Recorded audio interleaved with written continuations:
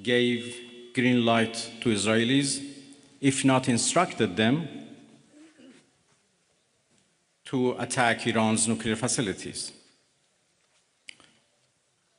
I think they have proved that they are not men of diplomacy, and they only understand the language of threat and force.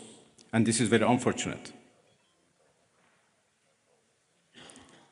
The United States showed that they have no respect to United Nations Charter. They have no respect to international law. They have no respect to any international law regarding,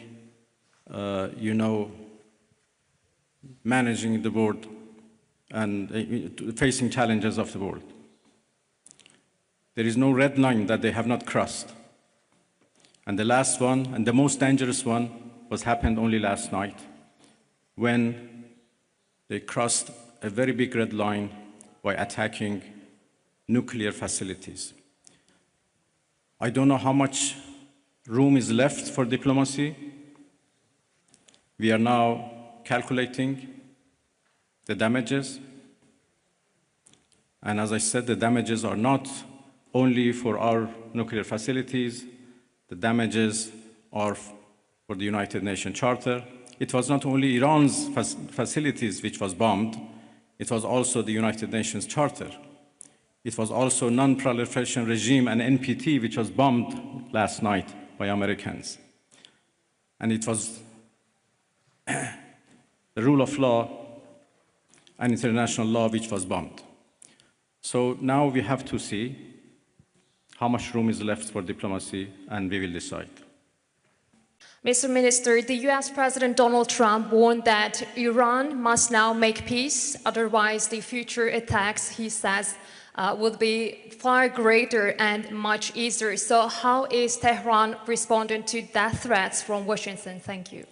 I think it's not up to Iran to respond to that. The whole international community should respond of such a clear threat against the United Nations Charter.